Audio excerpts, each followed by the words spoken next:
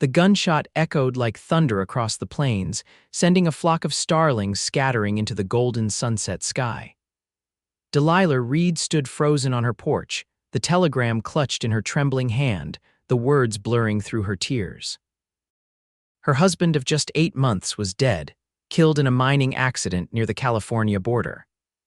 At 22, Delilah was now a widow in Kelton, Utah Territory, 1876, a place where a woman alone was as vulnerable as a newborn calf in wolf country.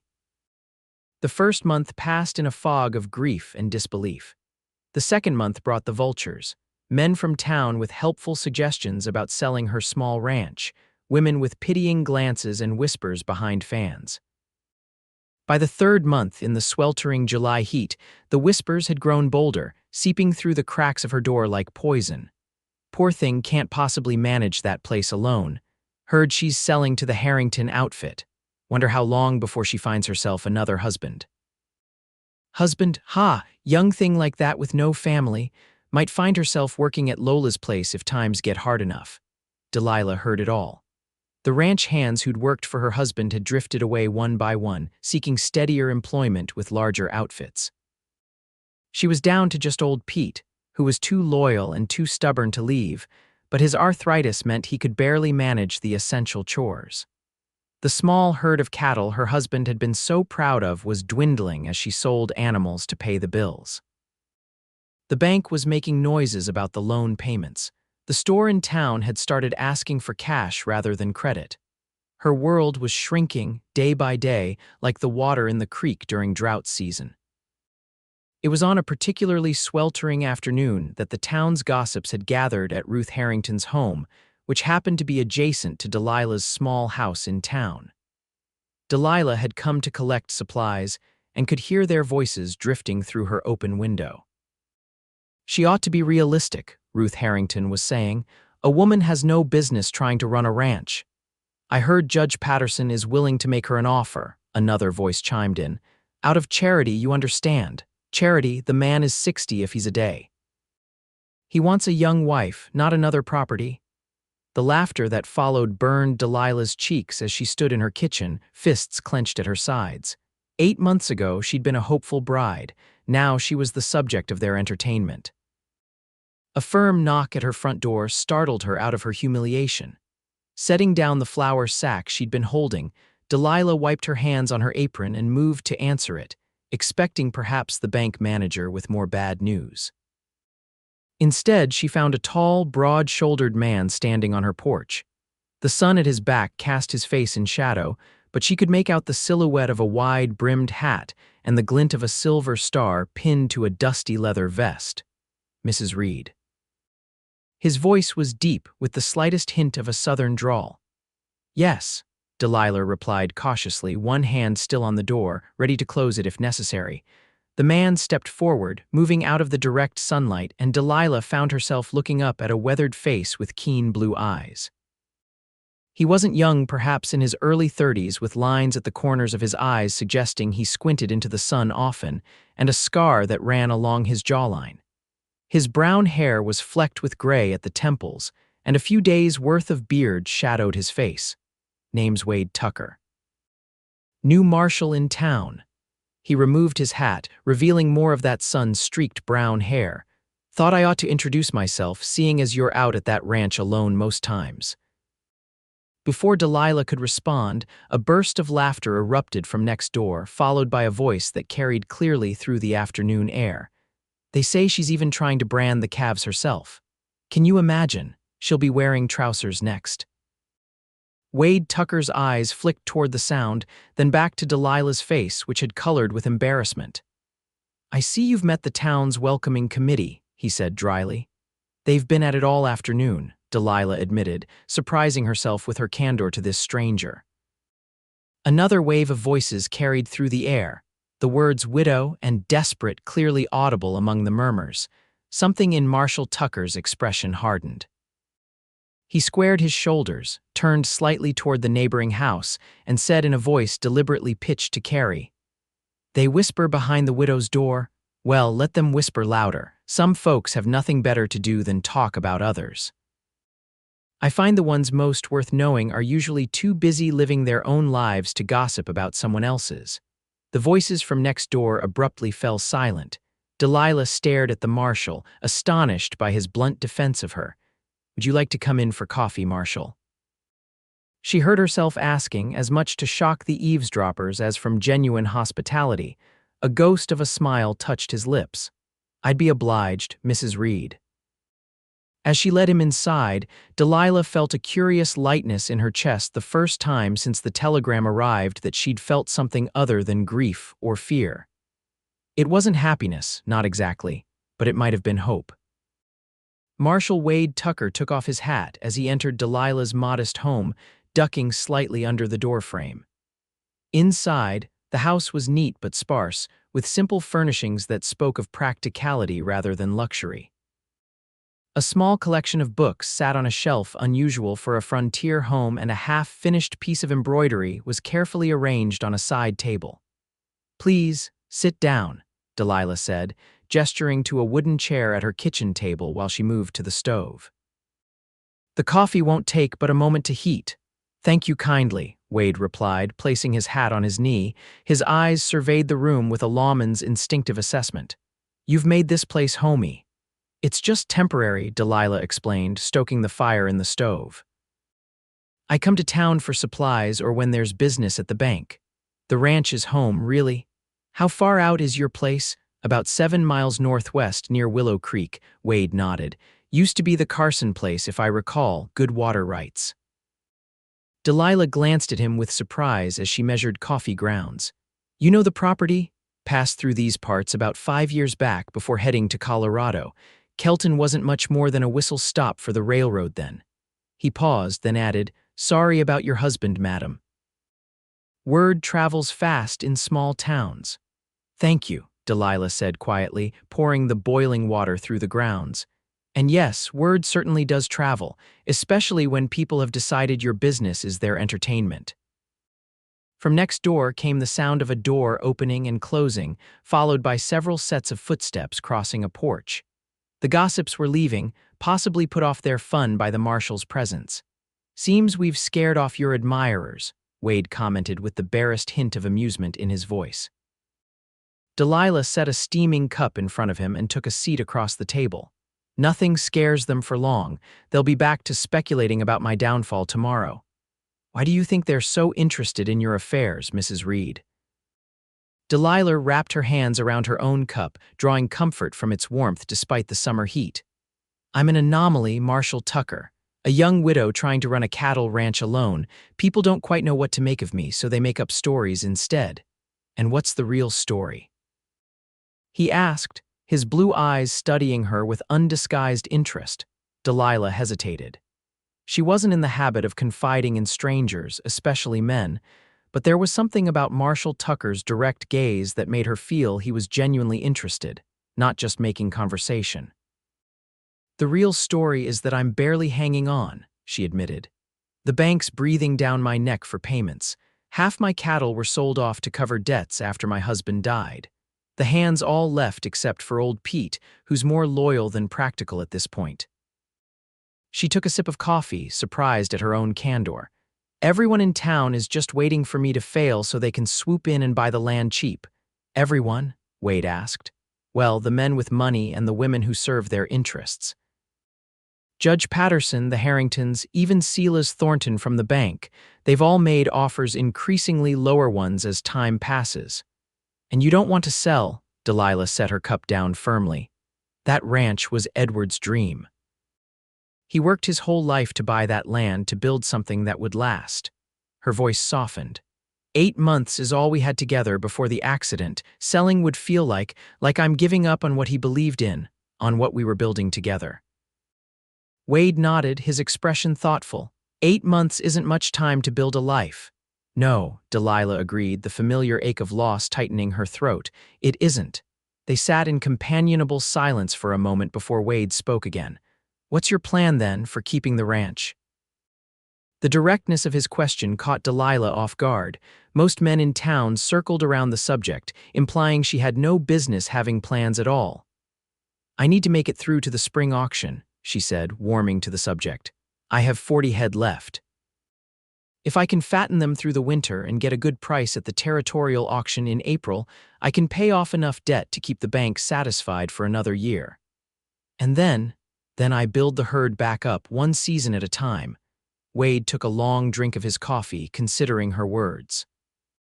40 head isn't much of a start. It's what I have, Delilah replied, a defensive edge creeping into her tone. Didn't say it couldn't be done, Wade clarified, just that it won't be easy. Nothing worth doing ever is, Marshal Tucker.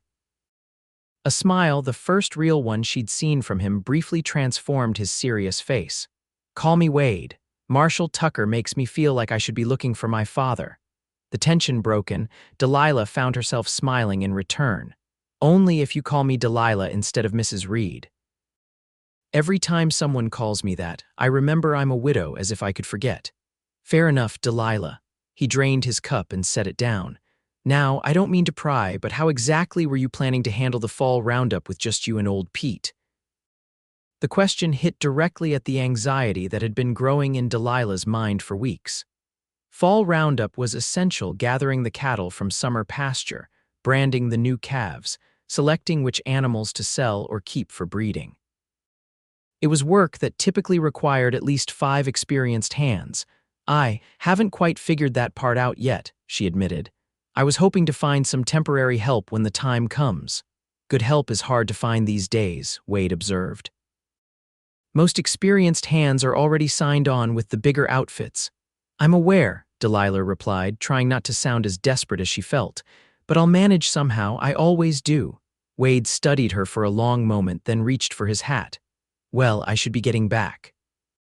Town doesn't police itself, though Kelton's quiet enough most days. He stood, settling his hat back on his head. Thank you for the coffee and the conversation, Delilah. She walked him to the door, suddenly reluctant to see him leave. His presence had been unexpectedly comforting, a reminder that not everyone in town viewed her as either a charity case or an object of ridicule. Thank you for stopping by, Wade, she said as they reached the porch, and for what you said earlier about the whispers. He paused at the top of the steps, looking down at her with an expression she couldn't quite read. Sometimes people need reminding that their words have weight, especially when they're tossing them around carelessly. With a tip of his hat, he descended the steps and walked toward his horse, which was hitched at the post in front of her house. Delilah watched him mount up with the easy grace of a man who'd spent most of his life in the saddle. As he gathered the reins, he looked back at her. I might ride out your way next week, if that's all right. Marshal ought to know all the properties in his jurisdiction. I'd welcome the company, Delilah replied, surprising herself again with her honesty. Wade nodded once, then turned his horse toward the center of town. Delilah remained on her porch until he disappeared around the corner, wondering at the strange lightness in her chest and at how quiet the house next door had become. The following week passed in a blur of hard work and mounting anxiety for Delilah. A section of fence in the north pasture had been damaged during a thunderstorm, allowing 3 of her precious cattle to wander off. She and old Pete had spent 2 exhausting days tracking them down and repairing the fence, work that should have taken half a day with a proper crew. By Saturday, she was bone-weary and increasingly worried about her ability to keep the ranch operational. When she heard hoofbeats approaching the house in the late afternoon, her first thought was that one of her creditors had come calling, perhaps with another lowball offer for the property. Instead, she stepped onto the porch to see Wade Tucker dismounting from his chestnut gelding, a burlap sack tied to his saddle and a rifle in a scabbard at his side. He looked as travel-worn as she felt, with a fine layer of trail dust covering his clothes and hat. Afternoon, Delilah, he called, removing his hat and slapping it against his thigh to knock off some of the dust. Marshal Tucker, she replied, then caught herself. Wade, I wasn't sure you'd really come. He tied his horse to the hitching post and approached the porch. Told you I would. Thought I'd bring along a peace offering, too. He untied the burlap sack and held it up.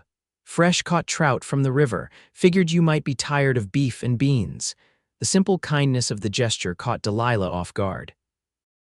It had been months since anyone had done something thoughtful for her without expecting something in return. That's very kind of you, she said, genuinely touched. You must join me for supper then. It's the least I can do. Wouldn't want to impose, Wade said, though he didn't look particularly reluctant. It's no imposition. There's precious little conversation out here besides me talking to myself and old Pete's stories about the war between the states. I've heard them all at least 3 times. A smile crossed Wade's face. Well, when you put it that way, I'd be honored to join you. Come inside, then. You can wash up while I prepare the fish. The interior of the ranch house was similar to Delilah's place in town, modest but neat, with simple, sturdy furniture. A stone fireplace dominated one wall of the main room, and a worn but clean rug covered part of the plank floor. The windows were hung with faded blue curtains that fluttered gently in the late afternoon breeze. Pumps out back, Delilah directed, towels hanging by the door. While Wade went to clean up, Delilah set to work preparing the trout. By the time he returned, his face and hands clean and his hair damp at the temples, she had the fish frying in a cast iron skillet alongside some potatoes and was setting the small kitchen table with her everyday dishes. Smells mighty good, Wade commented, hanging his hat on a peg by the door. It's a treat to have fresh fish, Delilah replied. I rarely have time for fishing these days. As they sat down to eat, Delilah noticed Wade scanning the room with the same observant gaze he'd shown at her house in town. This is a solid place, he commented. Good construction. Edward built most of it himself, Delilah explained, passing him a plate of cornbread. He was going to add another bedroom come spring. She gestured toward the back of the house. We had plans for children eventually. Something flickered across Wade's face, sympathy perhaps, or understanding. It's a good piece of land, well situated. Yes, that's why everyone's so eager to get their hands on it, Delilah said with a touch of bitterness. The water rights alone make it valuable, and the grazing land is some of the best in the territory. Is that why you're fighting so hard to keep it? The value, Delilah considered the question as she served the fish. Partly, she admitted, but it's more than that. This was going to be our future, Edward and mine, when he died. She paused, searching for words. When he died, this ranch became the only piece of our future I could still hold on to. Does that make sense? Wade nodded slowly. It makes perfect sense. They ate in comfortable silence for a few minutes, the only sounds the clink of cutlery against plates and the distant lowing of cattle in the pasture. I noticed your fence repair on the north side, Wade said eventually. Good work, but looks like it was a 2-person job at least. Old Pete helped, though his hands aren't what they used to be. Took us 2 full days. Delilah set down her fork. You rode the perimeter of my property. Part of my job, Wade replied easily. Getting to know the area. Besides, I was curious about your operation here. And what's your assessment, Marshal? Delilah asked, a hint of challenge in her voice. Wade met her gaze steadily. You're undermanned and overworked. The cattle look healthy enough, but you're going to run yourself into the ground trying to keep up with everything. He paused, then added more gently, It's not criticism, Delilah, just observation. She wanted to be defensive, to argue that she was managing just fine, but the truth was too obvious to deny. I know, she said instead, but what choice do I have? I can't afford to hire hands right now, and no one's willing to work on credit or promises. What about partnerships? Are there other small ranchers nearby who might pool resources for roundup or branding? The Harringtons have been buying up all the small holdings, Delilah explained. They own everything east of here to the county line. To the west is mostly mining claims. The only other independent rancher nearby is Thomas Walsh, and he's not exactly neighborly. Wade raised an eyebrow. How so? Let's just say he made it clear after Edward died that his idea of helping a widow involved marital arrangements rather than ranching assistance. I declined, and he hasn't spoken to me since. A muscle twitched in Wade's jaw. I see. Delilah waved a hand dismissively. It doesn't matter. I'll figure something out for the fall roundup. I always do. Always. How many cattle roundups have you managed as a widow exactly? The question caught her off guard, and to her surprise, Delilah found herself laughing a rusty sound she barely recognized as her own. Fair point. This will be my first. Wade's expression softened at the sound of her laughter. I didn't mean to make light of your situation. No, you're right. I keep talking as if I've been doing this forever when the truth is I'm making it up as I go along. She pushed a piece of fish around her plate. Edward was teaching me about ranching. I grew up in town. My father was the school teacher in Cedar City. I know how to keep books and negotiate with merchants. I can ride and shoot well enough, but some of the ranching work I'm still learning. Everyone starts somewhere, Wade said. No one's born knowing how to run cattle. The simple validation in his words meant more to Delilah than he could know. Most men in town viewed her attempts to maintain the ranch as somewhere between laughable and pitiable. After supper, they moved to the porch with cups of coffee. The evening was cooling off, the sky painted in spectacular shades of orange and purple as the sun dipped toward the horizon. In the distance, the silhouettes of cattle dotted the rolling pastureland, and the scent of sage hung in the air. It's beautiful country, Wade observed, leaning against one of the porch posts, his long legs stretched out before him. It is, Delilah agreed, especially at this time of day. She sipped her coffee, feeling more at ease than she had in months. So, Marshal Tucker, what brings a man like you to a quiet place like Kelton? You seem more experienced than our little town would require. Wade's expression grew thoughtful. I've had my fill of excitement, truth be told. Spent time as a deputy in Leadville during the silver boom. Before that, rode with a company of rangers down in Texas for a spell. He rotated his coffee cup between his palms. A man reaches a certain age, starts thinking about putting down roots somewhere peaceful. And you chose Kelton.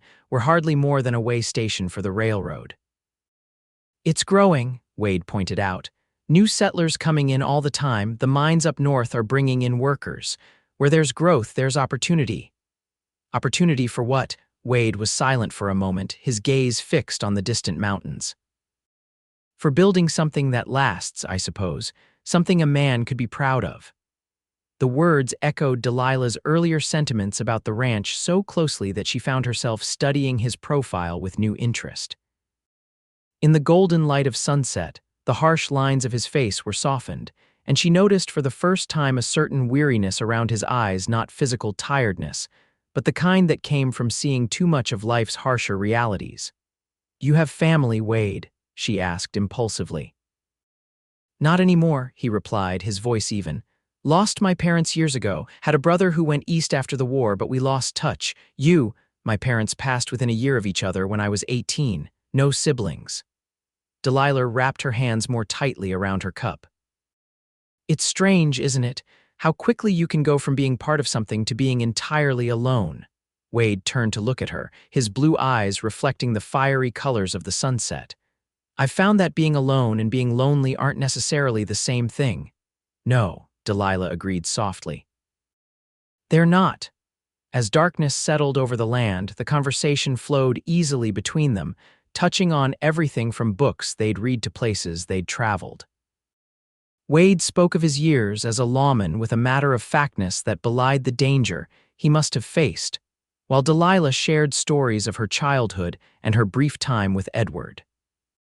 When Wade finally rose to leave, the stars were scattered like diamond dust across the velvet sky, and a crescent moon hung low in the west.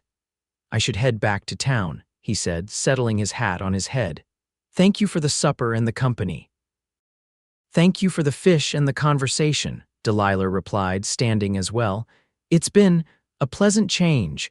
Wade stepped off the porch and untied his horse, then paused, looking back at her. I'll be riding out this way again next week.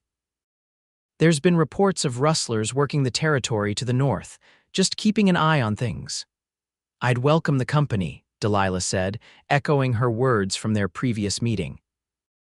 As she watched him ride away, his silhouette gradually disappearing into the darkness, Delilah realized that for the first time in months, she was looking forward to something beyond mere survival. True to his word, Wade returned the following week, and then the week after that. His visits became a regular occurrence, always with some ostensible official reason, checking on reports of trespassers, tracking rustlers, or simply patrolling the outlying properties. Yet he invariably arrived around supper time, often bringing some small contribution, fresh vegetables from a farmer in town, a loaf of bread from the hotel restaurant, or occasionally more trout from his fishing expeditions. For Delilah, these visits became bright spots in an otherwise grueling existence. August gave way to September, and with the changing season came the looming pressure of the fall roundup. The cattle needed to be gathered, counted, branded, and sorted before winter set in. It was work that typically required a crew of experienced hands, yet she still had only old Pete and herself. On a crisp, late September afternoon, Wade arrived to find Delilah in the corral, attempting to train a spirited young horse she'd need for the roundup work. The animal, a handsome bay gelding with a white blaze down his face, was proving stubborn, resisting the saddle and crow hopping whenever Delilah tried to mount. Wade dismounted and leaned on the corral fence, watching as Delilah, her face flushed with exertion and frustration, tried again to get the horse to accept the saddle. "That's Carson's old colt, isn't it?" Wade called. "The one he was so proud of last spring." Delilah glanced over, momentarily distracted, which was enough for the gelding to sidestep and nearly knock her over. "Yes," she replied, regaining her balance. "Edward started his training, but he's been left too long without consistent handling. Now I need him ready for roundup, and he's being thoroughly uncooperative."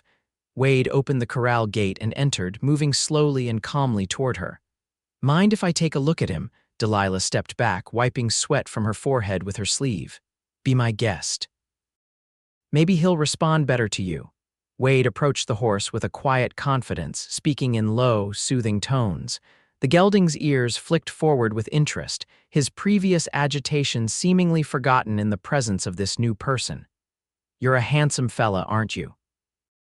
Wade murmured, letting the horse catch his scent before gently running a hand down his neck.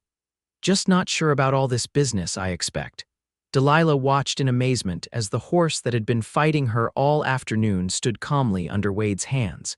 "He seems to like you better already." "It's not about liking," Wade explained, checking the saddle girth. "It's about confidence. Horses can sense when you're unsure or frustrated. They feed off that energy." He adjusted the stirrups. "And this saddle's sitting wrong. No wonder he was fighting you." Over the next hour, Wade demonstrated how to properly saddle and approach the young horse, talking Delilah through each step. By sunset, she had successfully mounted and ridden the gelding around the corral several times, his previous resistance replaced by cautious cooperation. "That's enough for today," Wade advised as she dismounted. "End on a good note, work with him a little each day and he'll come around." As they unsaddled the horse together, Delilah found herself studying Wade's practiced movements and calm demeanor. "You're good with horses," she observed. "Better than good, actually." Wade shrugged, though she caught a hint of pride in his eyes. "Spent most of my life around them, one way or another. My pa raised quarter horses back in Missouri before the war, taught me everything I know." "You miss it." "Working with horses instead of chasing outlaws," a thoughtful expression crossed his face. "Sometimes, there's a simplicity to horses that you don't find in people. They don't lie or cheat or scheme, they just are what they are." They turned the gelding loose in the pasture and headed toward the house, the evening air growing chilly as the sun disappeared behind the mountains. "Wade," Delilah said suddenly, stopping in her tracks. "I have a proposition for you." He raised an eyebrow, waiting. "I need help with the roundup," she continued. "Real help, not just old Pete with his bad back and me fumbling through what I half remember Edward showing me. I can't pay much now, but I can offer a share of the spring profits if the auction goes well." Wade's expression remained neutral. "Marshalling keeps me pretty busy." "You're out here at least once a week anyway," Delilah pointed out. "And I'm not asking for daily help, just the roundup and maybe some assistance with the most difficult tasks. Kelton's not exactly a hotbed of crime. Surely you could spare a few days." "It's not about the time," Wade said carefully. "It's about appearances. A lawman getting too involved in private business interests can raise questions." "Questions about what? Helping a constituent? That's your job, isn't it?" "It's not that simple, Delilah." She felt her frustration rising. "Then explain it to me. Because from where I'm standing, I'm about to lose everything my husband and I worked for, and you're one of the few people in this territory with both the skills to help me and, I thought, the decency to care." Wade sighed, removing his hat and running a hand through his hair, a gesture she'd come to recognize as a sign he was wrestling with something. The town already gossips about my visits out here. The statement caught Delilah off guard. They do. Of course they do. Unmarried Marshal spending time with a young widow. People talk. If I start officially working for you, even part-time, it would only fuel those rumors. I don't care about gossip, Delilah said firmly. I care about keeping this ranch. You should care, Wade countered. A woman's reputation, my reputation, Delilah interrupted, indignation flaring.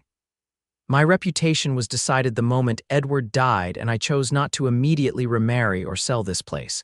I'm already either pitiable or scandalous, depending on who you ask. At least this way I might actually save my ranch. Wade studied her for a long moment, his expression unreadable in the gathering dusk. Finally, he settled his hat back on his head. 2 conditions, he said. First, I won't take a share of profits. I'll accept fair wages for the work, same as any hand, not a penny more or less. And the second, we keep it businesslike and above board. No more private suppers or long talks on the porch. If I'm here, it's to work and old Pete or someone else is present. The conditions stung more than Delilah expected, especially the second one. She'd grown to value their conversations, the easy companionship that had developed between them over the past weeks. Fine, she agreed, her voice cooler than intended. Strictly business. When can you start? I'll be back on Saturday. We'll need to ride the North Range first, get a sense of how scattered the herd is before we start gathering them. I'll be ready. As they continued walking to the house, a new tension hung between them. At the porch steps, Wade paused. Delilah, he said, his voice softening slightly. I'm not doing this to be unkind. I just don't want to make things harder for you than they already are. I understand, she replied, though she wasn't entirely sure she did. Thank you for agreeing to help. He nodded once, then turned and headed for his horse without coming inside. Delilah watched him go, wondering why his acceptance of her proposition felt more like a loss than a victory. True to his word, Wade arrived early Saturday morning, dressed for work in worn jeans, a faded blue shirt, and a leather vest that had seen better days. His marshal's badge was conspicuously absent, but the gun at his hip remained. Old Pete was already up and about, saddling horses in the barn when Delilah emerged from the house, her hair braided and tucked under a wide-brimmed hat to shield her face from the sun. Morning, Wade greeted her, his tone professional. Thought we'd start by riding the North Range, get a count of how many head are up there before we start bringing them in. I made some biscuits and coffee, Delilah said, nodding toward the house. We should eat something before we head out. Wade hesitated briefly. I ate in town. The rebuff, gentle as it was, reminded Delilah of their new strictly business arrangement. Well, I'll just grab something for Pete and myself then. Won't be a minute. The day unfolded under a crisp autumn sky, the 3 of them riding the ranch's boundaries, locating scattered groups of cattle and making plans for the roundup. Despite the initial awkwardness, Delilah soon found herself appreciating Wade's knowledge and efficiency. He knew exactly what needed to be done and laid out a clear plan that even with their limited manpower seemed achievable. We'll start tomorrow, Wade decided as they rode back to the ranch house in the late afternoon.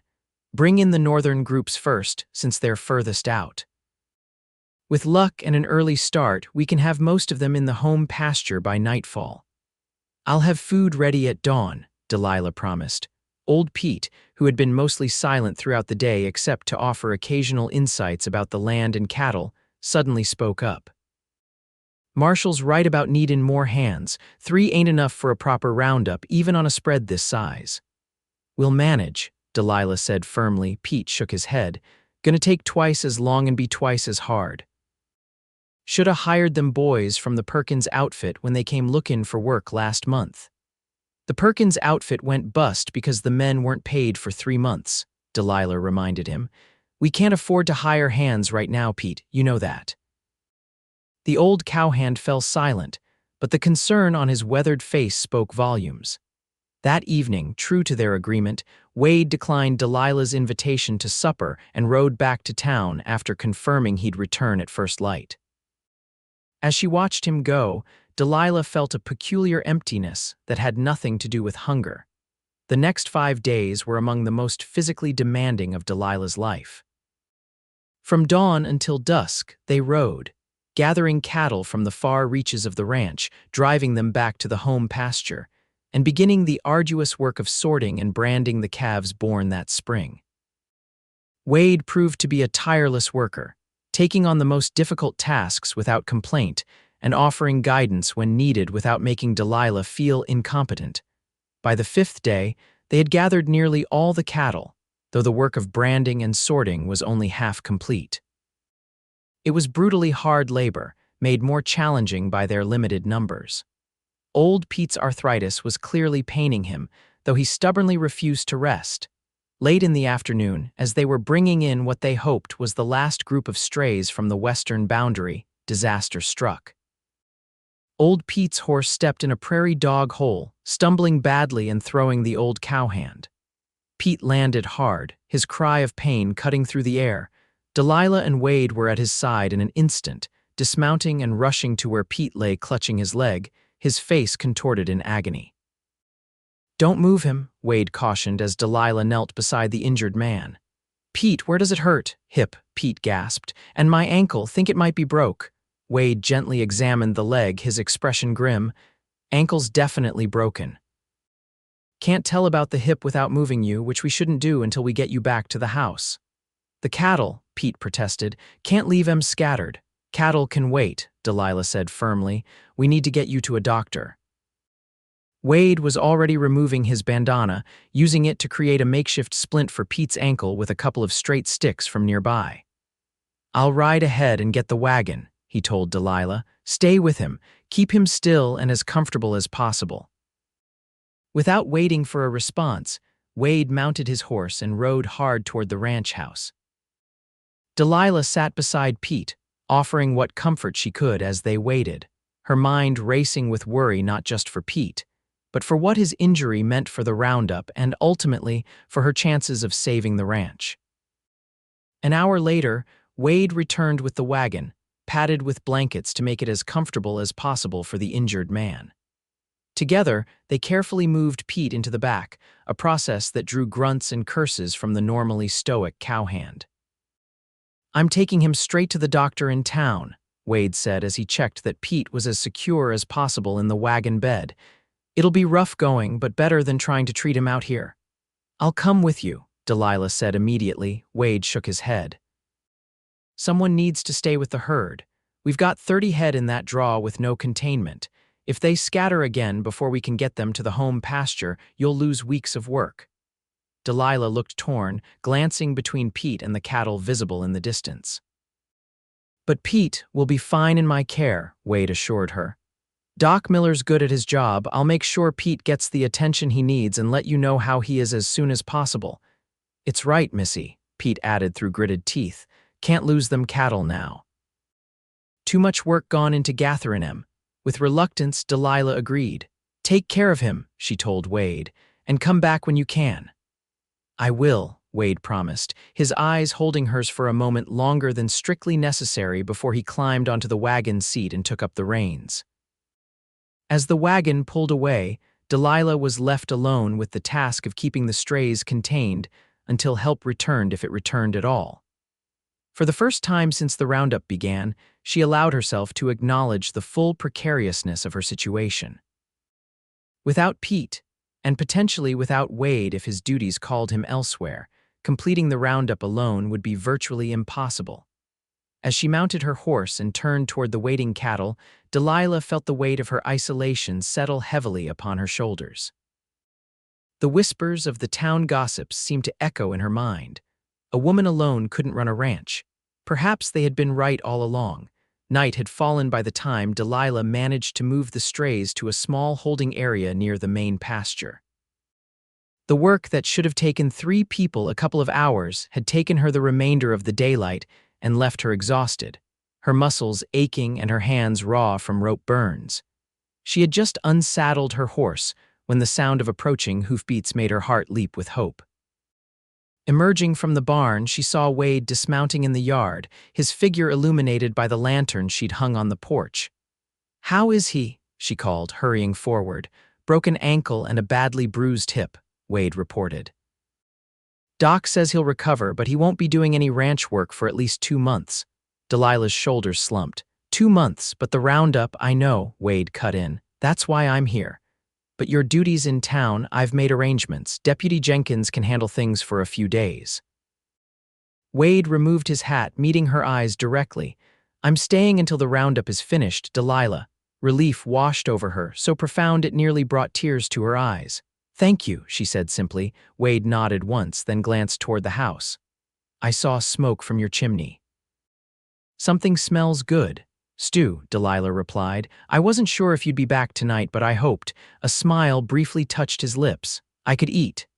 As they walked toward the house together, Delilah noticed that Wade was moving stiffly, favoring his right side. Are you hurt? Just sore, he assured her. Getting Pete in and out of the wagon wasn't easy. Nothing a hot meal and some rest won't fix. Inside, the house was warm and inviting, the scent of beef stew filling the air. Delilah ladled generous portions into bowls while Wade washed up at the basin. I managed to get the strays into the holding pen, she told him as they sat down to eat. But it was touch and go for a while. I nearly lost them twice. You did well, Wade said, genuine admiration in his voice. Most experienced hands would have struggled alone. They ate in companionable silence for a few minutes, the earlier awkwardness of their strictly business arrangement seemingly forgotten in the wake of the day's events. What happens now? Delilah asked eventually. Even with your help, we're short-handed without Pete. Wade considered this as he broke off a piece of cornbread. We focus on the essential work, branding the new calves, sorting the ones to be sold. Some of the other tasks can wait. And when you have to go back to town, I'll stay as long as I can, he promised. And when I can't be here full-time, I'll still ride out when possible to help with the heaviest work. Delilah studied him across the table, puzzled by his commitment. Why are you doing this, Wade? You're going above and beyond what anyone would expect from a town marshal. Wade set down his spoon, his expression thoughtful. Do you remember what you said to me that first day about why you're fighting so hard to keep this ranch, that it was Edward's dream, our future? You said it was the only piece of your future you could still hold on to, Wade corrected gently. That resonated with me. I've spent most of my life moving from place to place, doing what needed to be done but never building anything lasting for myself. He paused, seeming to choose his next words carefully. I respect what you're trying to do here, Delilah. Your determination to hold on to something that matters to you, even when everyone says you can't or shouldn't. I want to see you succeed. The sincerity in his voice touched something deep inside Delilah, a place that had been numb with grief and stress for months. Thank you, she said softly. That means more than I can say. Their eyes met across the table, and for a moment, something unspoken passed between them, an understanding, perhaps, or something more. Wade was the first to look away, clearing his throat slightly. We should get some rest, he said, rising from the table. Dawn comes early and we've got a lot of ground to cover tomorrow. You can take the spare room, Delilah offered. It's small, but the bed's comfortable. Wade hesitated. I was planning to sleep in the barn. Don't be ridiculous, Delilah said firmly. It's getting cold at night, and you're already sore from today's work. The spare room is perfectly proper, and frankly, I don't give a damn what the gossips would say about it anyway. A startled laugh escaped Wade at her blunt language. Well, when you put it that way, I accept your kind offer, Mrs. Reed. As Delilah showed him to the small room that had once been intended for their future children, she felt a curious lightness in her heart despite the challenges that lay ahead. For the first time since Edward's death, she wasn't facing her struggles entirely alone. The next 2 weeks passed in a blur of intense work and gradual shifts in Delilah and Wade's relationship. With old Pete laid up in town, they formed a team of two, falling into a rhythm of shared labor and mutual reliance. The strict boundaries Wade had initially insisted on blurred and then dissolved entirely as practicality demanded closer cooperation. They rose before dawn each day, sharing a quick breakfast before heading out to continue the roundup work. During the days, they moved cattle, branded calves, mended fences, and repaired corrals. In the evenings, they returned to the ranch house exhausted but satisfied with their progress, sharing simple meals and increasingly personal conversations as their initial reserve gave way to genuine friendship. Wade spoke more openly about his years as a Texas Ranger, the violence he'd witnessed during his time in the silver boomtowns, and his growing weariness with the nomadic life of a lawman. Delilah shared stories of her childhood in Cedar City, her brief courtship with Edward, and her dreams for the future of the ranch. One evening, as they sat on the porch watching the sunset after a particularly grueling day, Wade asked the question that had been on his mind for some time. "What made you decide to marry a rancher? You said your father was a schoolteacher. Seems like a big change from the life you knew." Delilah smiled at the memory. "Edward came to Cedar City to buy supplies.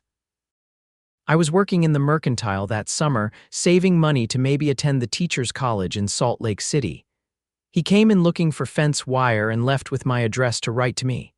"Love at first sight?" Wade asked, a hint of skepticism in his tone. "Hardly," Delilah laughed.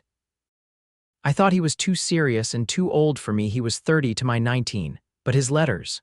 She trailed off, her expression softening. "He wrote beautifully about this place, about the land and his vision for it, about building something meaningful and lasting.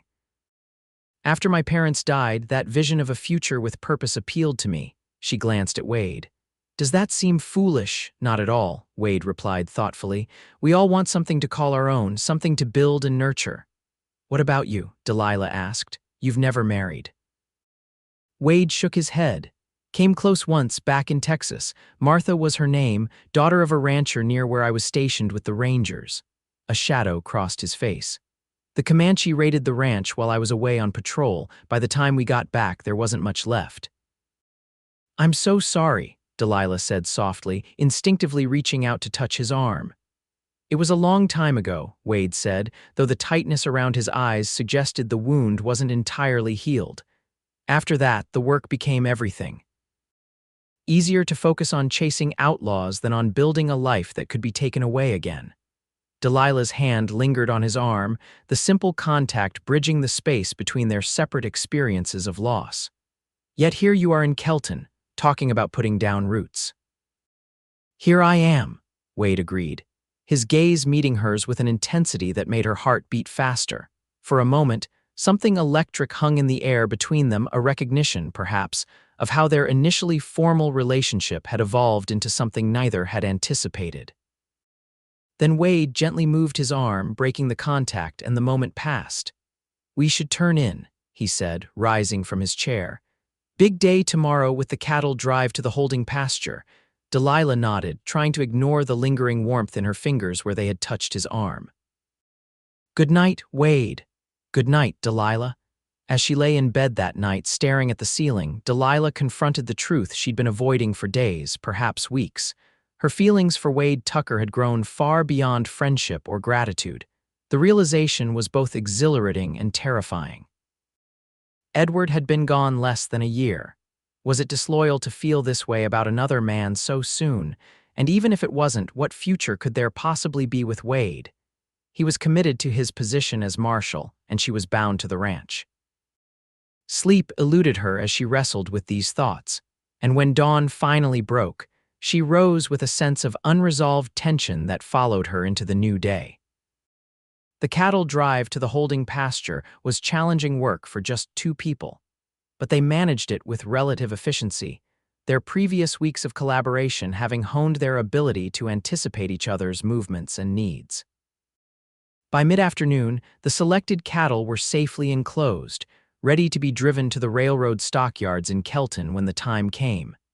As they rode back toward the ranch house, a sense of accomplishment buoyed their spirits despite their physical exhaustion. "We did it," Delilah said, a note of wonder in her voice. 2 weeks ago, I wasn't sure it was possible." "You would have found a way," Wade replied confidently. "With or without my help." Delilah shook her head. "No, I couldn't have done this alone. You know that as well as I do."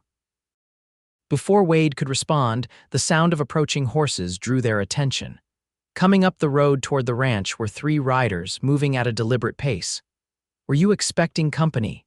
Wade asked, his hand instinctively moving to rest near his sidearm. No, Delilah replied, squinting against the late afternoon sun to make out the approaching figures. That looks like Judge Patterson in the lead, and is that Silas Thornton from the bank? And Thomas Walsh, Wade added grimly, identifying the third rider. Interesting combination. They waited in the yard as the three men approached, an unspoken tension building between them. Judge Patterson, a portly man in his 60s with an expression of perpetual disapproval, led the group. Beside him rode Silas Thornton, the bank manager, thin and nervous looking as always. Thomas Walsh brought up the rear, his weathered face set in harsh lines beneath his worn Stetson. Mrs. Reed, Judge Patterson called as they drew near. And Marshal Tucker, this is unexpected. Judge, Delilah acknowledged coolly. Mr. Thornton, Mr. Walsh. What brings you gentlemen out to my property? The three men exchanged glances before the judge spoke again. Business, I'm afraid. Might we go inside to discuss it? Whatever you have to say can be said right here, Delilah replied, remaining mounted. Beside her, Wade said nothing, but she could sense his alertness, his readiness to intervene if necessary. Judge Patterson's jowls quivered with indignation at her refusal. Very well, Mr. Thornton, perhaps you should explain. The banker cleared his throat nervously. Mrs. Reed, as you know, your loan payments have been irregular these past few months. The bank has been patient, but with winter approaching and no guarantee of your ability to meet your obligations, I've made partial payments, Delilah cut in. And I've explained my plan to sell cattle at the spring auction to clear the remaining debt. Yes, well, Thornton fumbled with the papers he'd extracted from his saddlebag. The bank's directors have decided that's not a sufficient guarantee. We're calling in the loan, Mrs. Reed. You have 30 days to pay the outstanding balance. A cold knot formed in Delilah's stomach. 30 days, that's impossible and you know it. The auction isn't until April. Then I'm afraid the property will be foreclosed upon, Thornton said, not meeting her eyes. And conveniently sold at auction to the highest bidder, Wade interjected, speaking for the first time. Which I'm guessing one of you gentlemen plans to be. Thomas Walsh spat a stream of tobacco juice onto the ground. It's just business, Tucker. Woman has no business trying to run a ranch anyway. Delilah's hands tightened on her reins. I've managed to complete the roundup and prepare cattle for market. The ranch is operational. With the marshal's help, it seems, Judge Patterson observed with a meaningful look that made Delilah's cheeks burn. Most unusual for a town official to be so involved in a private enterprise. Wade's expression hardened. I assist many of the citizens in my jurisdiction when needed, Judge. Mrs. Reed required help after her foreman was injured. Of course, the judge said smoothly. No one's suggesting anything improper, but his tone said otherwise, and Delilah felt a surge of anger. If you've delivered your message, gentlemen, I'd appreciate it if you'd leave my property now. Some of us have actual work to do. Thornton looked uncomfortable, but Judge Patterson merely nodded, a small, satisfied smile playing at his lips. The papers will be delivered officially tomorrow. 30 days, Mrs. Reed, not a day more. As the three men turned their horses and rode away, Delilah remained still, processing the implications of what had just happened. They planned this, Wade said quietly beside her. They've been waiting for you to fail, and when you didn't, they changed the rules. Can they do that? Delilah asked, her voice steadier than she felt. Call in the loan early, if there's fine print in your agreement that allows it, yes. Banks do it all the time when they want to force a sale. Delilah dismounted, suddenly needing to feel solid ground beneath her feet. 30 days. That's not enough time to find a buyer for the cattle at a fair price, not with winter coming on. Wade swung down from his horse as well, coming to stand beside her. There might be another way. What other way? I can't magic up that kind of money, Wade. No, but you could fight it legally. Challenge the foreclosure, argue that you've been making good faith efforts to meet your obligations. It might buy you enough time to get to the spring auction. Delilah looked up at him, a flicker of hope kindling. Is that possible? It's worth trying. I know a lawyer in Salt Lake City who specializes in these kinds of cases. I could write to him, explain the situation. Why would you do that? Delilah asked. You've already done so much. Wade's expression softened. Because I believe in what you're trying to do here, and because—" he hesitated, seeming to search for the right words, "because I've come to care what happens to you, Delilah." The simple admission hung in the air between them, laden with unspoken meaning. Delilah felt a rush of emotion that temporarily pushed aside her worry about the loan. "I've come to care about you too," she admitted quietly. "More than I expected to." For a long moment, they stood facing each other in the yard, the setting sun casting long shadows across the ground.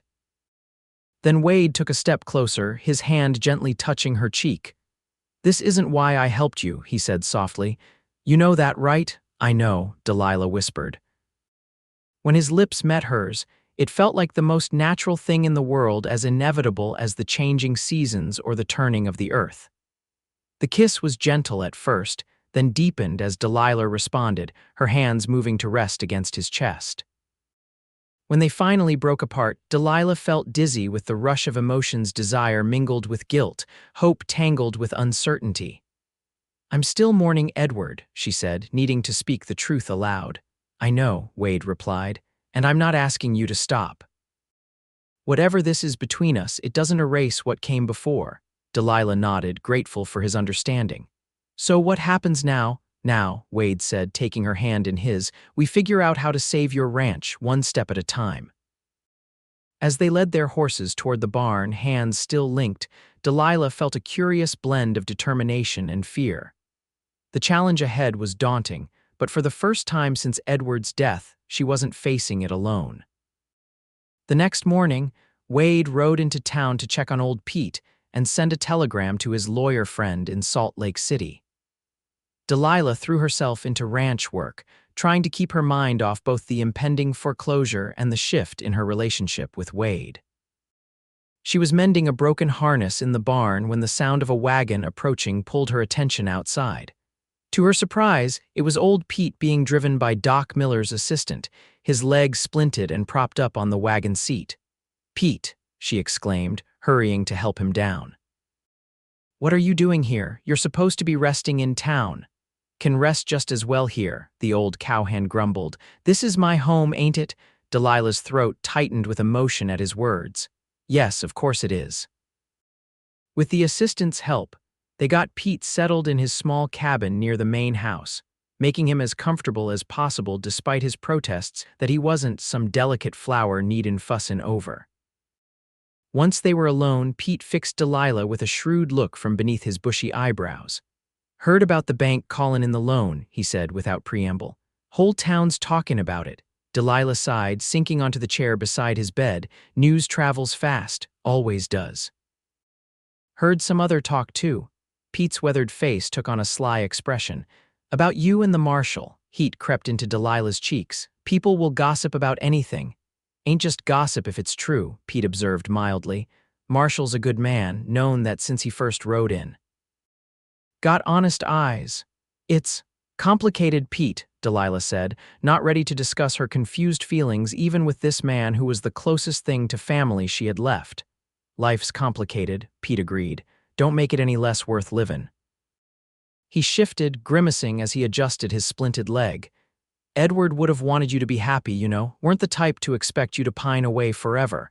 Tears pricked at Delilah's eyes. "It hasn't even been a year." "Heart don't keep a calendar," Pete said simply.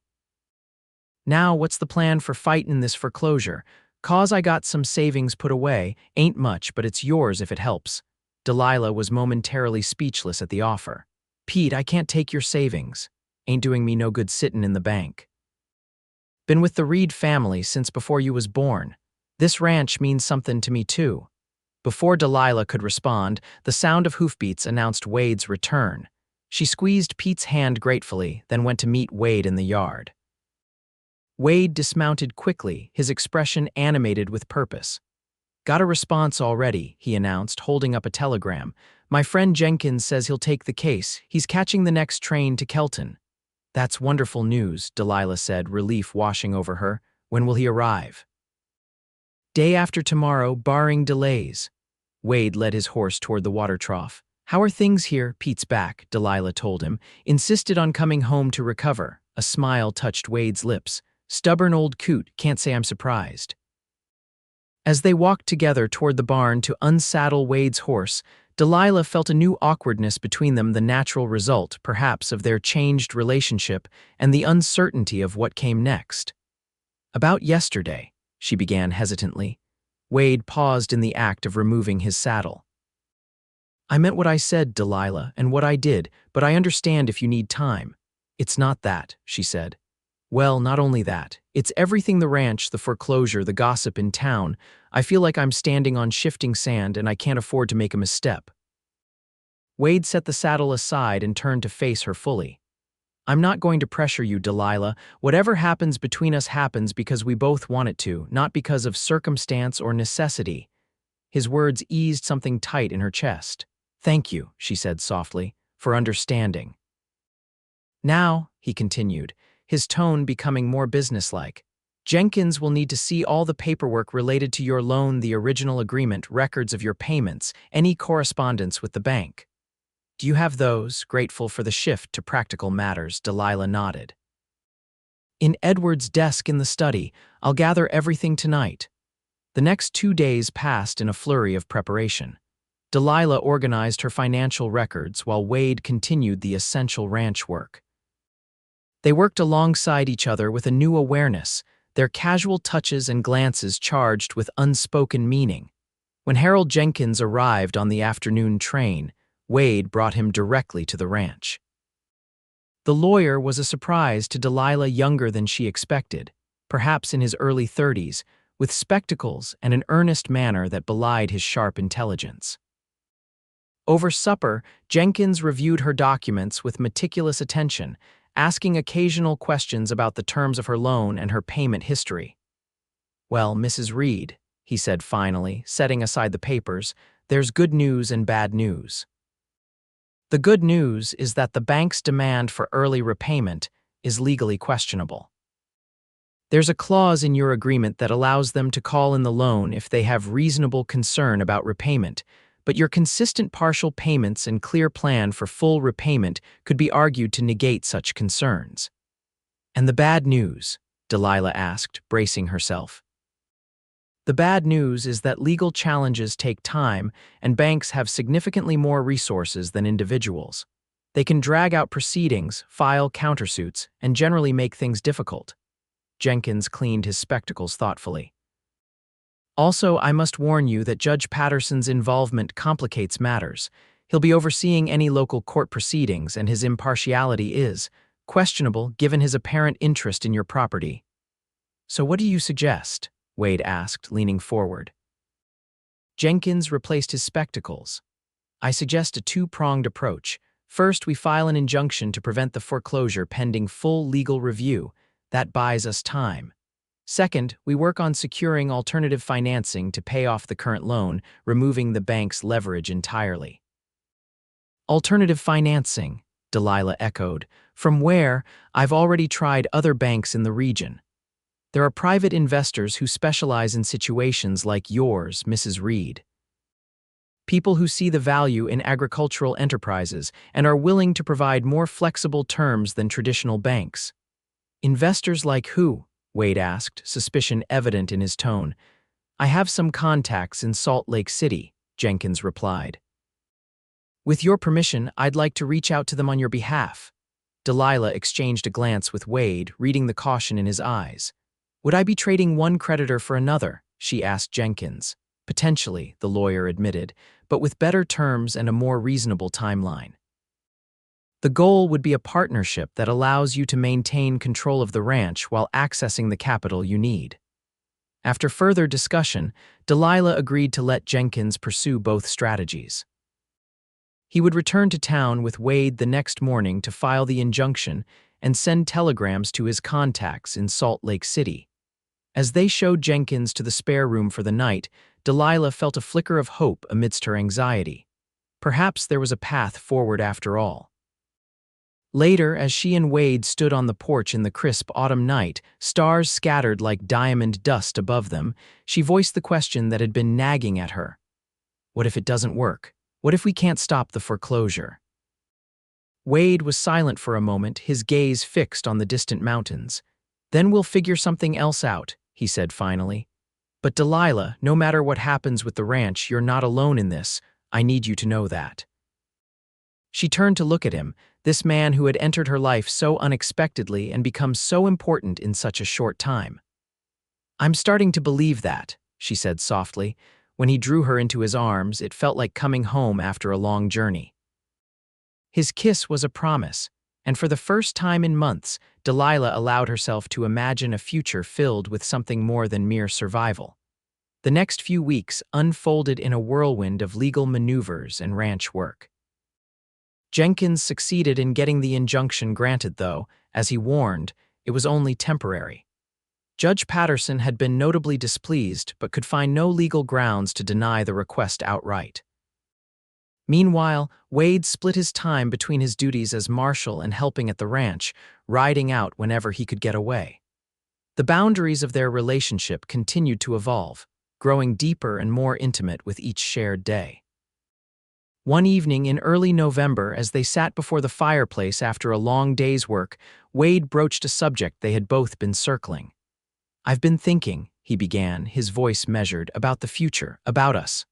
Delilah set aside her mending, giving him her full attention. "What about us? I care for you, Delilah, more than I ever expected to care for anyone again, and I hope you feel something similar for me." "I do," she said softly. "You know I do," Wade nodded, his expression serious. "Then I want to be clear about what I'm offering. It's not just help with the ranch or legal support, it's a future together if you want it." He paused, seeming to gather his thoughts. "I know it hasn't been a year since Edward passed. I know you're still grieving, and I'd never ask you to stop honoring his memory. But I also know that life is short and uncertain, and when you find something worth holding on to, you shouldn't let it slip away out of fear or convention." Delilah felt her heart pounding as she absorbed his words. "What exactly are you saying, Wade?" "I'm saying that I love you," he replied simply, "and that I want to build a life with you, here on this ranch or somewhere else if that's what's meant to be." The declaration hung in the air between them, honest and unadorned. Delilah found herself momentarily speechless, overwhelmed by the surge of emotion his words evoked. "You don't need to answer now," Wade continued into the silence. "I just wanted you to know where I stand." Finding her voice at last, Delilah moved to kneel beside his chair, taking his hands in hers. "Wade Tucker, you came into my life when I was at my lowest point. You stood up for me when others were content to whisper behind my door. You've helped me fight for this ranch not because you wanted something from me, but because you understood why it mattered." She took a deep breath, her eyes never leaving his. "I love you too. I didn't expect it or look for it, and yes, there's still grief in my heart for Edward. But there's room there for you too, so much room. Whatever the future holds, I want to face it with you." The joy that transformed Wade's face was like sunrise breaking over the mountains. He pulled her into his arms, holding her as if she were the most precious thing in the world. When he kissed her, it was with a tenderness that spoke of all the tomorrows they might share. Later that night, as they lay together in her bed, the boundaries of propriety finally set aside in favor of the deeper truth of their feelings. Wade traced gentle patterns on her bare shoulder. "We should marry soon," he said quietly. "Not just because of what people might say, but because I don't want to waste another day not being your husband." Delilah smiled, nestling closer to his warmth. "Are you proposing, Marshal Tucker?" "I believe I am, Mrs. Reed," he replied, matching her playful tone, "though I admit it's not the most traditional of proposals." "I've never been much for tradition," Delilah said, lifting her head to meet his gaze. "And yes, I'll marry you, Wade Tucker." The following morning brought news from Jenkins. One of his contacts, a wealthy cattle broker from Salt Lake City named Hollister, was interested in discussing a potential partnership. He would be arriving in Kelton on the week's end to inspect the ranch and meet with Delilah. "This could be the answer we've been looking for," Wade said as they discussed the development over breakfast. "If Hollister's terms are reasonable, you could pay off the bank and still keep control of the ranch." "Our ranch," Delilah corrected him. "If we're to be married, this becomes our fight, not just mine." The affection in Wade's eyes warmed her more thoroughly than the coffee in her cup. "Our ranch," he agreed. "Though legally, we should wait to marry until after the Hollister deal is settled if it goes through." Keep things clean from a business perspective. Delilah nodded, seeing the wisdom in his caution. A short engagement, then. The shortest, Wade promised. Hollister arrived on Saturday, a tall, distinguished man in his 50s with a shrewd business manner that Delilah found reassuring rather than intimidating. He spent the day touring the property, examining the cattle, and reviewing the ranch's books with methodical thoroughness. "You've done remarkably well under difficult circumstances, Mrs. Reed," he commented as they returned to the house late that afternoon. "Your husband laid a solid foundation, and you've maintained it against considerable odds." "Thank you, Mr. Hollister," Delilah replied. "Though I've had help these past weeks." She glanced at Wade, who had accompanied them throughout the tour. "Yes, Marshal Tucker has been most supportive, Jenkins tells me," Hollister observed with a hint of curiosity in his tone. Over supper, Hollister outlined his proposal. He would provide the capital to pay off the bank loan in full, plus additional funds for ranch improvements and expansion of the herd. In return, he would receive a 30% interest in the ranch's profits for the next 5 years, after which Delilah would have the option to buy out his interest at a predetermined rate. "It's a fair offer," Wade said when Hollister had finished. "Better than fair, actually." "I agree," Delilah said, relief washing over her. "When could the funds be available?" "I can have the money transferred to Kelton Bank by Wednesday," Hollister replied, "assuming we have an agreement." "We do," Delilah said firmly, extending her hand. "Thank you, Mr. Hollister." As they shook on the deal, Delilah felt as if a great weight had been lifted from her shoulders. The ranch would be saved. Her and Wade's future was secure. The next few days passed in a whirlwind of activity. Jenkins drew up the partnership agreement, which Delilah signed on Tuesday. On Wednesday, as promised, Hollister's funds arrived at the bank. Delilah took immense satisfaction in Silas Thornton's sour expression as she paid off the loan in full, with witnesses present to verify the transaction. "I believe this concludes our business, Mr. Thornton," she said coolly, accepting the deed to the ranch, now free and clear of the bank's claim. "Good day." As she and Wade left the bank, she caught sight of Judge Patterson and Thomas Walsh watching from across the street, their expressions dark with thwarted ambition. "Let them stare," Wade murmured, following her gaze. "They've lost and they know it." That evening, they celebrated at the ranch with Jenkins, Hollister, and old Pete, whose spirits had improved considerably since his return home. The mood was festive, the conversation flowing as freely as the whiskey Hollister had brought as a gift. As the night grew late, Delilah stood on the porch, gazing up at the star-filled sky, a sense of profound gratitude filling her heart. So much had changed in the months since that terrible day when she'd received news of Edward's death. She had faced challenges she never imagined and discovered strengths she didn't know she possessed, and she had found love again in the most unexpected place. Wade joined her, slipping an arm around her waist. "Happy?" he asked, pressing a kiss to her temple. "More than I thought possible," she replied honestly, "though there's still so much work ahead." "That's life on a ranch," Wade said. "Always more work to be done, but we'll do it together." "Together," Delilah echoed, leaning into his embrace. "I like the sound of that." They were married 2 weeks later in a simple ceremony at the small church in Kelton. Old Pete, moving better now with the aid of a cane, gave the bride away. Jenkins served as best man, and to everyone's surprise, Mr. Hollister brought his wife from Salt Lake City to attend the celebration.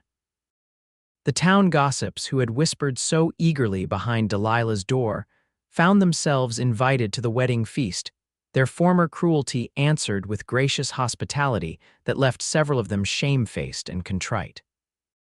As Wade and Delilah shared their first dance as husband and wife in the town hall, decorated with evergreen boughs and late-blooming wildflowers, Ruth Harrington approached them, her expression unusually humble. "I owe you an apology, Delilah," she said. "We all do. We underestimated you terribly." "Water under the bridge, Mrs. Harrington," Delilah replied with genuine warmth. "Today's a day for new beginnings, not old grievances." Later, as they drove back to the ranch under a canopy of stars, Wade took Delilah's hand in his. "You were magnificent today," he told her. Forgiving the very people who tried to see you fail. Not everyone would have been so generous. Delilah smiled, squeezing his hand. Life's too short for grudges, and besides, living well is the best revenge, isn't that what they say? I'd say marrying the most honorable man in the territory and saving my ranch qualifies as living very well indeed. Wade laughed, the sound rich and warm in the crisp night air. I'm the fortunate one here, Mrs. Tucker, don't forget that. I believe we're both fortunate, Delilah replied, leaning against his shoulder as the ranch came into view, windows glowing with welcoming light. And I intend to remind you of that every day for the rest of our lives. As they pulled up to the house that had once represented only Delilah's past with Edward, but now symbolized her future with Wade, she felt a sense of completion. The whispers behind the widow's door had been silenced, replaced by the promise of a love story still being written, one day at a time. Spring came to the valley in a riot of wildflowers and new life. The ranch thrived under Delilah and Wade's joint management, with the expanded herd producing a healthy crop of calves and the spring auction bringing prices that exceeded even their most optimistic projections. Wade had resigned his position as marshal after the wedding, choosing instead to devote himself fully to the ranch. His experience with horses proved invaluable as they began a small breeding operation alongside the cattle business, focusing on the sturdy, intelligent quarter horses he'd grown up with in Missouri.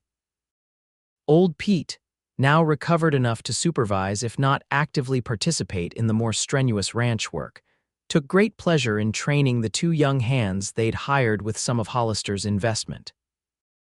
The ranch was busy and productive, with new fences built, corrals expanded, and plans drawn up for additional grazing land to the north. On a warm May evening, as they sat on the porch watching the sunset, Delilah took Wade's hand and placed it gently on her still flat stomach. I have news, she said softly. Wade's eyes widened as he understood her meaning. Are you certain? Doc Miller confirmed it yesterday. We're having a baby, Wade. Come winter, there'll be another Tucker in this house. The joy that illuminated his face was answer enough, but he pulled her into his arms anyway, his kiss conveying everything words could not. When they finally broke apart, his eyes were suspiciously bright. A family, he said, wonder in his voice. Our family. The house will need that extra bedroom after all, Delilah mused, thinking of Edward's original plans for expansion. Though perhaps we should make it two if we're thinking ahead, Wade laughed, his hand still resting protectively over her abdomen. Planning a large family, are you? I'm planning a happy one, Delilah replied, however many children we're blessed with. As the sun dipped below the horizon, painting the sky in shades of gold and crimson, Delilah thought of how far she had come from that terrible day when she'd stood on this very porch, clutching a telegram that had shattered her world. The grief wasn't gone, it never would be entirely, but it had made room for joy, for love, for new beginnings. The whispers that had once threatened to undermine her had been silenced by the truth of her resilience and determination. And the man beside her, who had first defended her against those whispers, had become the cornerstone of her new life. What are you thinking about? Wade asked, noticing her contemplative expression. About journeys, Delilah replied. And how the most difficult paths sometimes lead to the most beautiful destinations. Wade nodded, understanding in his eyes. I'm grateful every day that my path led me to your door, Delilah Tucker. And I'm grateful you had the courage to knock, she said, leaning into his embrace as the first stars appeared in the darkening sky, and to say, let them whisper louder. Together they watched night fall over the land they both loved, the promise of tomorrow and all the tomorrows after stretching out before them like the vast, open country of the West itself, challenging, beautiful, and brimming with possibility.